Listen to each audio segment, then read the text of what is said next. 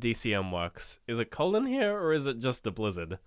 It was probably a song that reminded me of it, or I'd done an Arnold Schwarzenegger voice. Writing is definitely an isolating thing. From an outside perspective, that's weird as It makes fuck. us look really mental. But that is because of what it kind of said about art. That had fun in bits. There were fun bits. We went and bought a value pack of straps. Oh my god, we did. There's a big lesson here to learn about storytelling. Hey guys, welcome back to the Art for Artists podcast, official podcast of DCM Works. My name is David, DCM creative director, lead writer, and I'm joined as always by my co-host Ben. Hello. It was very upbeat. I'm very excited. And so I had a good day. And we're talking about... Sound design of Overwatch. Nailed it.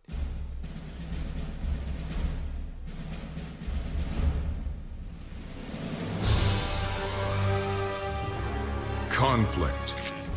As the world teetered on the brink of anarchy, a new hope arose. Okay, for the kids What the at home. fuck is Overwatch? So what's the game? How's this What's video an game? only bot? So it's another video game episode, Yep. which is good. I like Standard. it. It's fun. So what is Overwatch is like a shooter, first person. it's only the best game ever to come out this year. So if you're into that kind of thing, you know. So it's Blizzard doing a first-person shooter, which is Blizzard just, makes World of Warcraft. Right so now, isn't it? yeah. So Blizzard are the kings of polish. Like whenever they make a game, they can do anything, and it will just be the best in the genre. You know, Sure. They have the best MMO in the genre. They had the best RTS in the genre. They have the best collectible card game in the genre, I guess, with Hearthstone. Yeah, it's true. And they were like, "We're making a shooter," Let's and do everyone guns. was like, "What shooter?" Goof. They were like, "It's a new PC shooter," which is completely fucking unheard of. Because that genre was dead, basically. And then CSGO was like, PC shooters are still a thing. And then Overwatch then Blizzard were like, how about we just do it better? So Overwatch came out, And then they did. And it's good. Everyone And loves it's, it. It's amazing, and I love it. It looks like a fun. I don't get it. You but it wouldn't looks fun. enjoy it.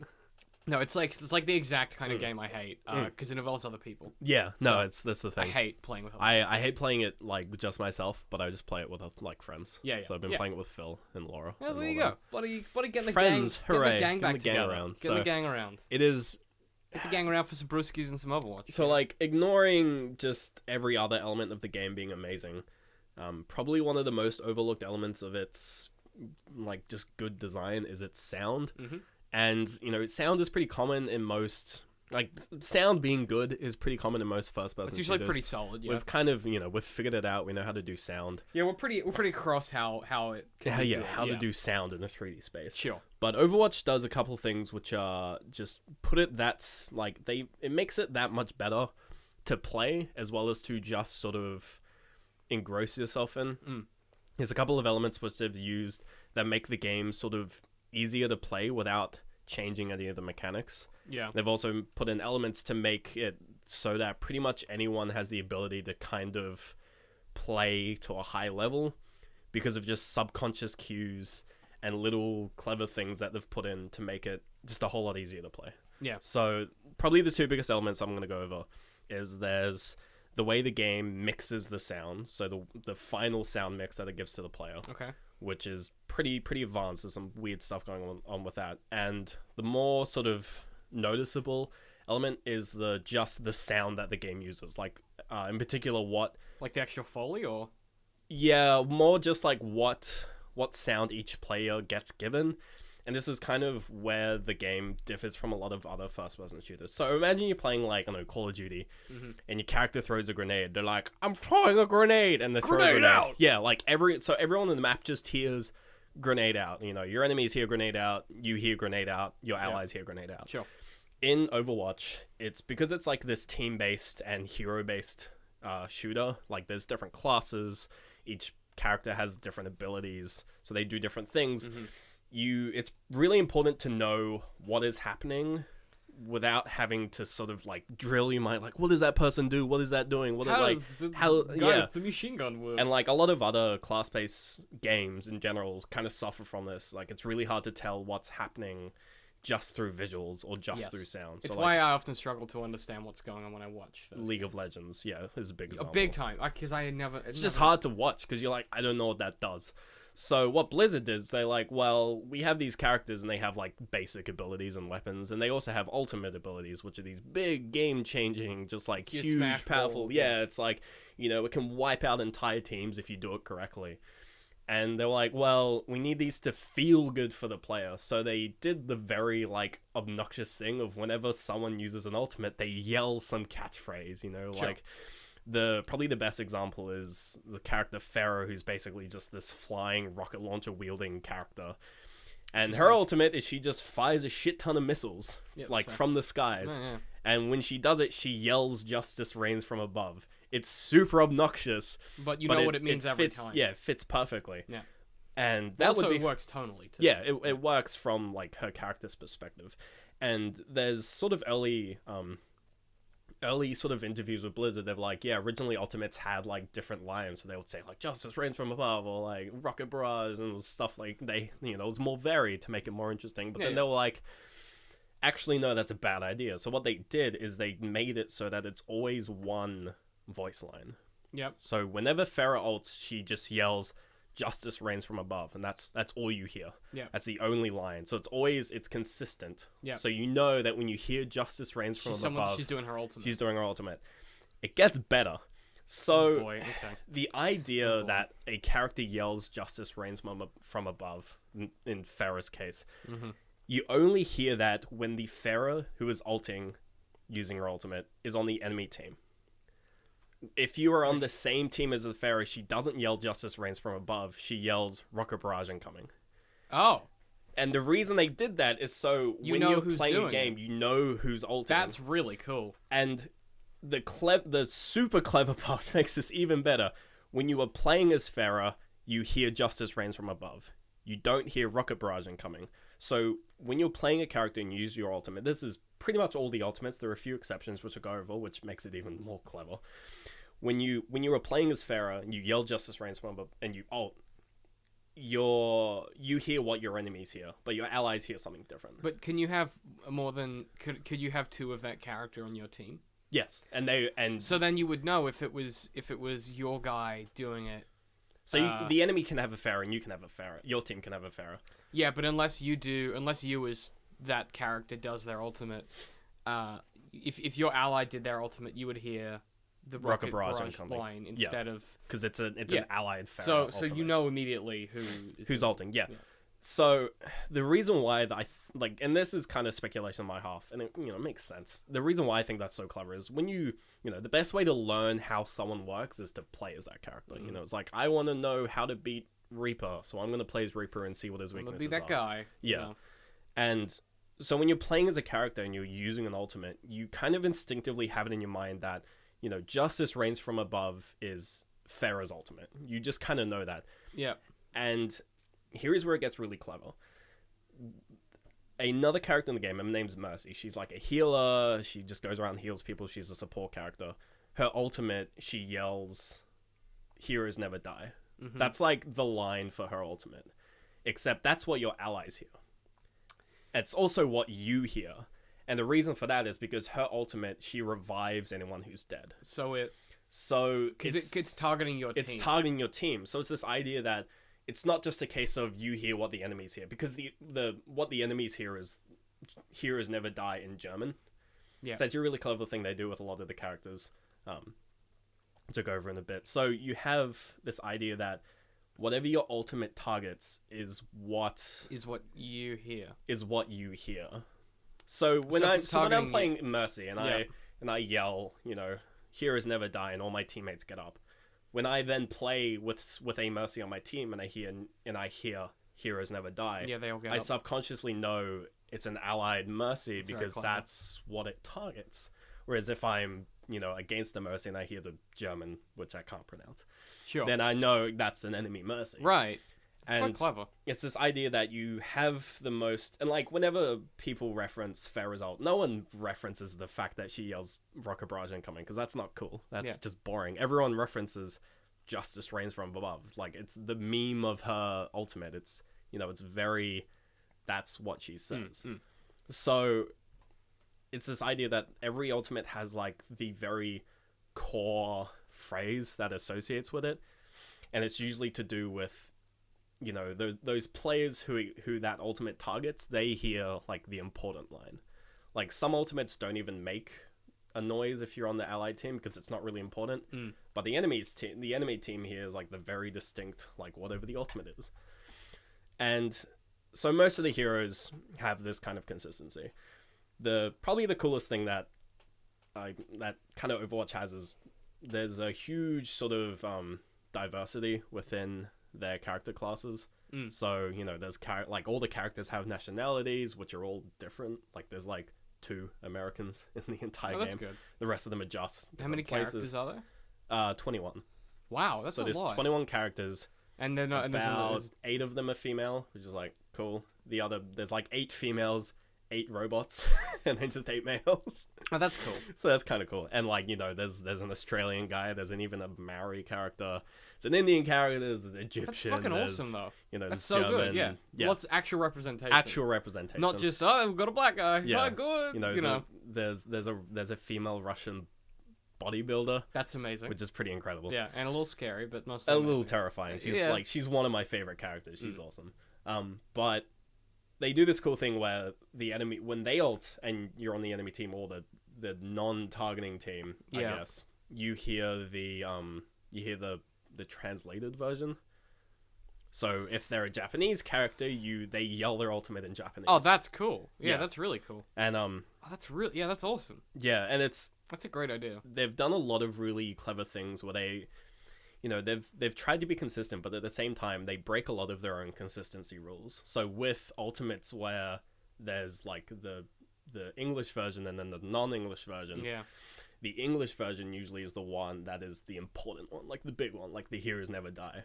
But there are some ultimates where there's Japanese and English, but the Japanese is the big important one because it's so distinctive. Yeah. Because it's so different. It's actually kind of, it's cool. It's Japanese or whatever.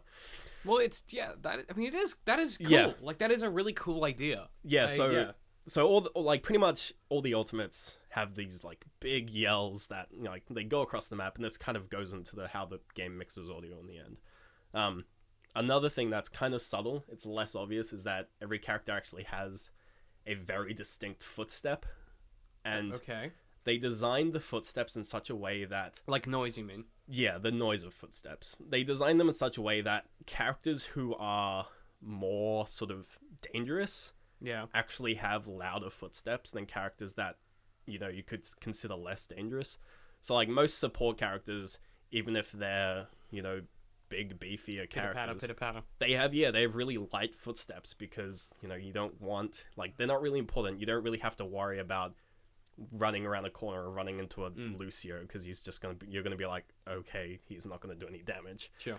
But characters who are like really scary and like can take you out really quickly, and especially characters who have like, like who are really good at just like one-hitting people, they're really loud. Like their footsteps are really heavy. Thumping around corners. Yeah, and they thump around, even though their character models could be lighter, like could be considered smaller and like more fleet of foot. They still run really heavy. So it teaches you. Well, I guess then you get a sense of threat level just based on sound. just based on sound. And you're like, oh fuck, something big's coming. I better be prepared. Or something small's coming.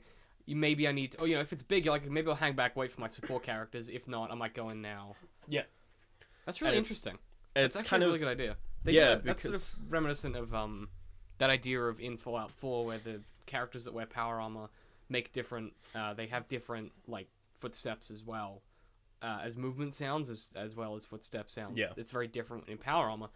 Not just the player character though. Yeah. So if you're sneaking through like a camp and you hear like in your peripheral like, you're like, fuck. There's it's power power armor. Like armor, you're ready for that situation. Yeah, and just the design of the sound as well is really good. Like they, with 21 characters, literally all of them have very distinct footsteps such when you attention listen to to them. detail. Yeah, because they didn't just tweak the sound and have it just be like, just like footstep.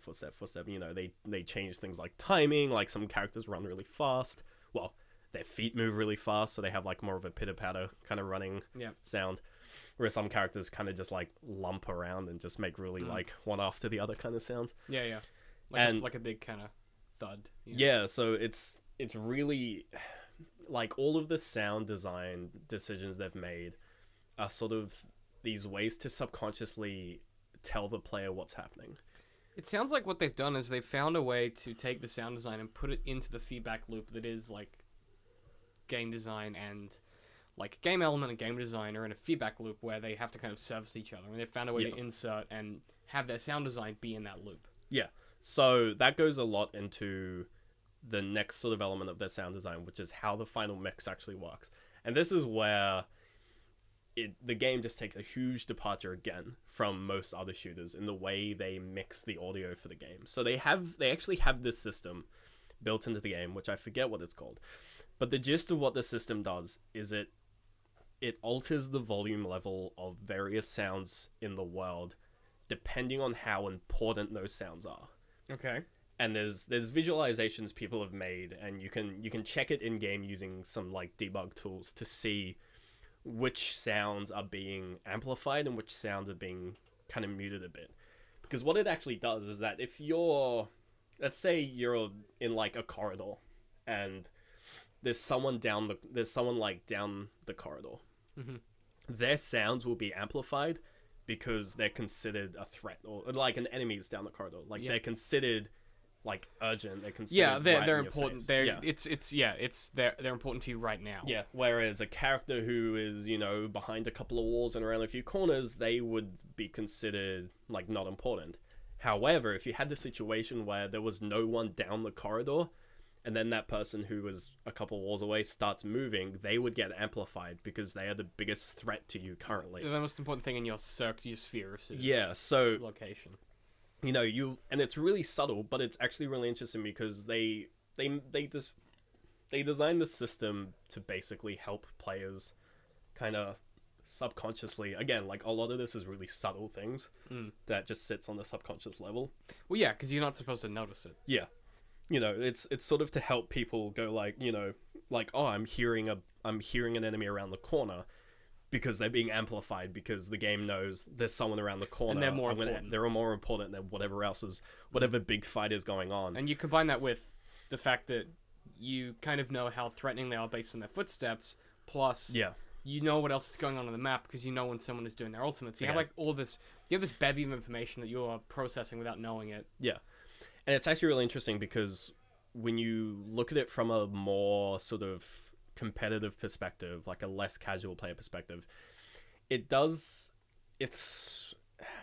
really weird because when a lot of other shooters do sound design, they're really focused on being consistent and realistic. The idea that you should have sound, if a sound is around a corner, it should be at a certain level of volume. Whereas if a sound is, really up in your face, it should be the loudest it possibly can be. With Overwatch, they were like, actually, no, sound that is right in your face may not be important at all. Maybe the sound from around the corner from an enemy is more important. Sorry, continue. We good?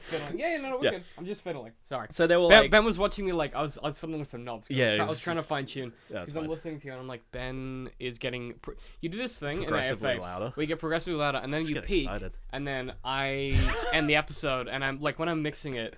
I use a program that auto equalizes, and I have to make sure that I kind of progressively auto equalize you. Otherwise, what happens is everything is the same volume, but except you are a different volume throughout because it goes, hey Ben, you are a different audio track than Ben at the start because you're a different volume. Literally, that's it's so large that it thinks you're a different soundtrack, basically like a different audio element. Yeah. So it sits both of you and it has one loud and one soft, puts them together, merges them, and it just leaves it at the volume that it was before I mixed it. And I'm like, that's good to know. Yeah, like bit of behind the scenes for you. There you go. Well, I took in sound design, so. Basically, Ben's a nightmare to work with. Yeah, it's always good fun. Yeah. So fun is the wrong word. I hate this show. So from like a competitive perspective, it's really weird because I've played heaps of shooters and I've played something competitively. I always got used to being kind of what's known as a sound whore, where you just max out your volume and you just be really attentive to noises in the game. If people will be like, oh, you're wall hacking. You're like, no, I just heard your footsteps. I heard your footsteps, dickhead. Yeah, like you're able to do things like that. But in Overwatch, because they built this system in, they kind of just ramped up the level of, you know, how, like, your ability to do this. And it's really weird because you'll be playing it, and I'll be playing it, and I'm like, you know, I'll be walking along, and then I'll, like, the audio of what's going on in the fight will very obviously dip, and then just a very obvious footstep noise will appear, and you're just fuck. like, oh god, what? You're like, whoa, someone's Yeah. coming up, someone's creeping up on me. Yes, You know. and it's like That's awesome. and again, like whenever someone ultimates, like if it's an ultimate that's kind of far away and you're not really there, it'll kind of mute it a bit. Like you'll still hear it, but it won't be as loud. But if you're in a room and like, you know, let's say a Pharah like sneaks in through the roof or something and fires her ultimate, you will hear the Justice Rains from above, super loud. You'll also hear the missiles because you're being hit by missiles. Yeah. But you know, they tweaked this sort of like how the game mixes the final audio to sort of, you know, make it easier to play. I don't know if I've ever mentioned it on the show, but the Xbox 360, it was kind of a reboot, kind of a remake of SSX, the snowboarding game. Yeah. That was one of the first games where they wrote a very intelligent algorithm, and basically the way it works is like depending on how well you're doing, it's hard to explain, but like it basically mixes the audio. Oh god, we should definitely do a video on that at some point. I fucking love that game, but it mixes the audio based on the success and the speed and the airtime and all of the things you're doing in the game when you're snowboarding down these crazy hills, doing these crazy tricks. It mixes songs together as you go, blends them in different ways based on what kind of thing you're doing. So if you go off a massive jump, the music will like quieten down and then it'll bleed into a different song. And then when you hit the ground, it'll cut back to the beat from the first song and throw you into like a big dubstep song that was playing before you jumped off. When you're in the air, you might get a rap verse from a different song quietly when you hit the ground. It goes, Oh, boof. yeah. So it like does this thing where it kind of works out what you're doing and it automatically mixes the music as you go. Different volumes, and it splices together different beats based on. So like if you're doing a trick where you're spinning around, it'll find two songs, mash them together to suit someone that's spinning around. Like it's this super. It was the first game that I've ever played that did that, and it sounds like what Blizzard did is they went, what if we took that idea and did the literal perfect version of it? Well, yeah, because it's, you know, and it's sort of the perfect implementation as well, because it's you know, it's not intrusive. It doesn't really like, you don't really notice it unless you're sort of paying attention to it, or you know, like a lot of people don't even really know it exists. It's really funny. They sort of hint at the fact that it's in the game literally through a loading screen hint. They like, you know, it's standard loading screen hint bullshit. Yeah. One of them is like, it's something along those lines of like, if like the sounds from enemies that are like, it's basically says, you know, the louder something is, the more threatening it is. Like, it's like along something lines of that. Yeah. And I remember reading it the first time, and I was like, "What the fuck does that mean? Yeah. Like, what the hell does that mean at all?" Yeah. And then when I started noticing this weird like shift in audio in games, I was like, "Does it actually just mix the audio differently?" And then, you know, I like saw some interviews and saw some like developer blogs, and I'm like, "Yeah, they genuinely do." Yeah, they shift the game mix That's so based cool. on like what's, and it's weird that they've, you know, it's not a system that they've kind of wanted to hide, because again, it has a hint, and there's developer blogs about it, and they've been very open. There's like, you can open up like debug modes in the game to actually see like, here is an audio source from an enemy, and it'll say like it'll be like colored, there'll be like a box around it, and the box will be a certain color based on the urgency of the system. You can actually just test the system and see what kind of situations, what audio it prefers. And it's like a really interesting way of sort of letting everyone play on the same level. And I feel like that's what Overwatch as a whole has kind of been trying to achieve, is just letting everyone play it. And that's such an honest, like from Blizzard's perspective, that's like such an honest way to make a piece of entertainment. Yeah. You're like, you know what we want to do is we want to make this thing that's fun, it's competitive, it's got us, but also if you really want to play it, we've built it so that anyone can get in. And not to say, because I know some people are like, oh, well, that means that there's no complexity. But really what they've done is they've gone, you know, it's this idea that, and I talked about this periodically, but it's this idea that like nothing is revolutionary, nor is it world-changing. Well, everything's a remix. Well, no, I was going to say nothing is revolutionary, nothing is world-changing unless it's accessible to Oh, the yeah. poor. But the same thing can be said of an entertainment product, that it can't be... there's no way to make a product that is going to be amazingly successful and perfect unless it's easy to get into. it's easy to get into, but also it has to be easy to get into, but also have complexity. Yeah. And that sort of, something like Dark Souls struggles with the first thing.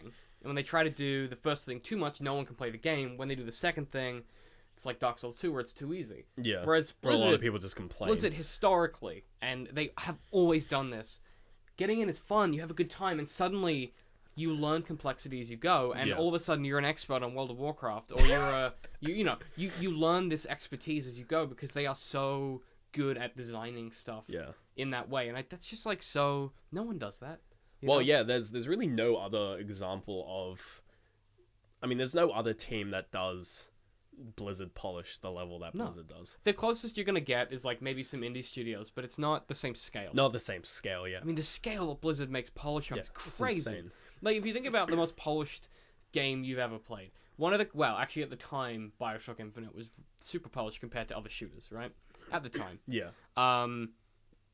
But I do remember at the time I was like, this is super polished, but it's not going to seem as polished in a few years because other products are going to catch up. Yeah. But I remember thinking, but it's still not as polished as shit Blizzard's been doing for years. Yeah. And even you look at World of Warcraft where the graphics are like, okay, it's from whenever the graphics were updated. 2003. Yeah, I know they've updated it since, and people are going to hate on us for shitting on World of Warcraft, but It's a but trash the game. mechanics, it's garbage. But the mechanics garbage. when it came out were so flawless in the way they were built. Oh, they were game changing. Like, Well, they were changed the literally entire world changing. They yeah. changed people's lives. Like, some people grew up on that, and I know people actually grew up on that game. Yeah. And it changed the way they view the world, which that's a it's crazy weird, thing to think about. yeah. And it's like, I'm so glad I never played it because I'm an addict. Because I have a very addictive personality, so that's all I would be doing now. I would not be employed. Yeah. But that level of polish, and particularly to sit down and as a team, like, there was a team dedicated to just doing sound design. There was. Oh, yeah. There like, has to, like, a big department too, not just like 5 guys, but like a big department. Yeah, They it were was like, a- we're gonna get this. Well, I mean, it would perfect. have been, the people who were doing the sound for the game would have been like, we have all these sound effects and we have all these, we're just doing basic 3D positional audio, and they would have played it and just been like, nah, it needs more. We can do more. Like, you can disable the well, actually no, there's a video of these guys got where Blizzard sent them a clip of gameplay without the system that modulates the audio of things, like from like a combat sequence, just Yeah. like a clip of gameplay, and it's just a mess. Like, the game looks worse because of the audio. Well, yeah, because you don't. I mean, that's the truth of it. Yeah.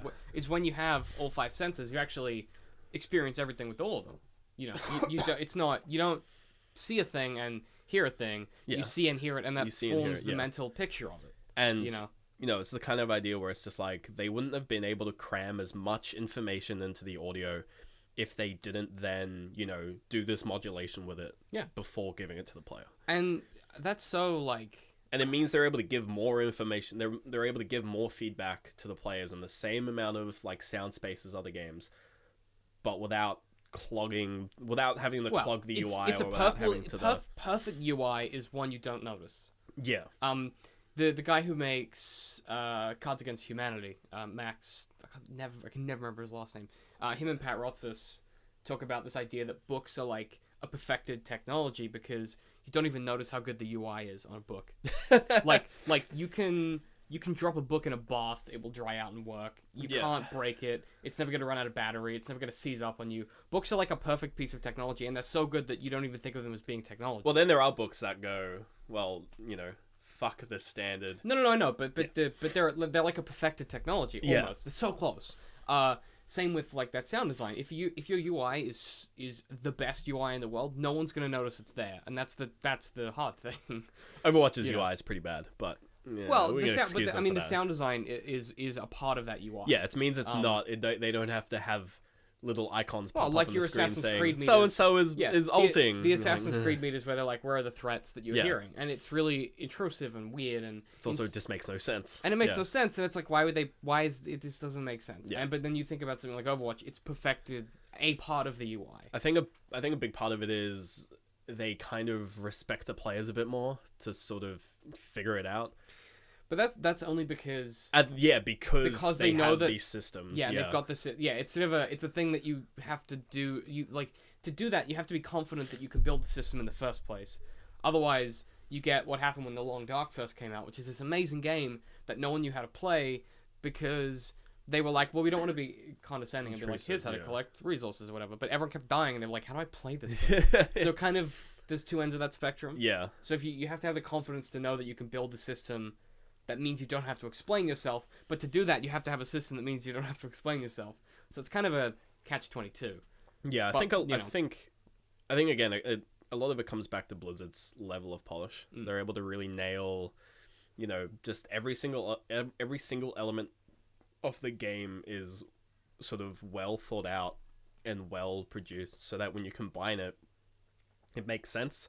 Like you can rely on, the UI is missing some things, but that's because the sound gives that, and the sound could be missing some things because the character models kind of invoke certain sort of and like you don't have to really have, like the ammo counter on all the guns is really tiny. It's in the corner, you can't really see it, but it doesn't really matter because the guns shoot as much as you expect them to. Yeah, like there's just so many subtle sort of design choices that they've made that just make it, you can just pick it up and play it and just understand it. Because all of the elements are complementary. Yeah. Yeah. And that's so hard to do. And it's fucking it's amazing impossible. that they've done it. Yeah. Yeah. It's honestly, like, it doesn't surprise me that they would do it either. Like, they're just that kind of... it's the kind of thing where it's just like, if Valve had attempted it would be buggy as fuck.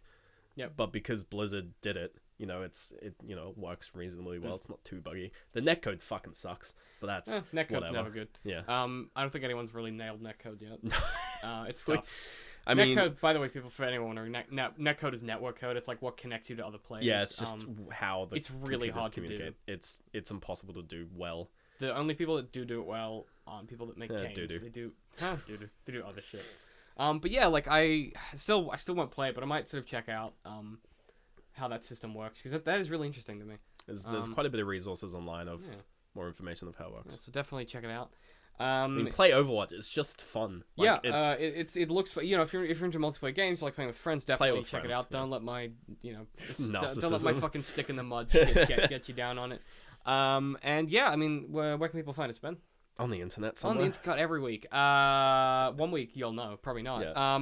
So big thanks to Brendan A. McQuaid, one of our biggest sponsors on Patreon. Facebook, Twitter, YouTube. I'm in the middle of a thing. I thought you were going to tell them where we were. I was thanking Brendan. Do you not listen to me? Thanks, Brandon. Huh? Brendan. Brendan? Who's to say? Brendan? Brandon, with an E. With an E? Yeah. Brendan A. McQuaid, who's one of our biggest supporters on Patreon. Hey. So thanks for that. If you guys want to give us like a small donation, we've always said we prefer like a $1 a month over 12 months than, $15 installments or something. Like, we prefer small donations, because it means you guys don't have to like shell out tons of bucks every month. And we, keeps us trucking along. Give us $1 a month, and we'll that was very spend it forceful. on alcohol. Give us $1 a month. Yeah. But yeah, so if you want to check us out, we're on Twitter at DCM_works. I'm at DCM I Hate Pie. You're at Literal Citrus. Mm-hmm. We are at Redbubble. If you want to get some merchandise, redbubble.com/people/DCMworks. Hashtag AFA Pod. Hashtag AFA Pod on Twitter. All that stuff is in the show notes. And yeah, let us know what you guys thought of watching. If you have any sort of opinions on Blizzard in general, just tweet at us. Or if you think it sucks, you're wrong. It's terrible. So hit us up on our socials, and as always, we will see you guys next week. Goodbye. Bye. Yeah, it was probably a song that reminded me of it, or I'd done an Arnold Schwarzenegger voice. Writing is definitely an isolating thing. From an outside perspective, that's weird as It makes fuck. us look really mental. But that is because of what it kind of said about art. I had fun in bits. There were fun bits. We went and bought a value pack of straps. Oh my god, we did. There's a big lesson here to learn about storytelling.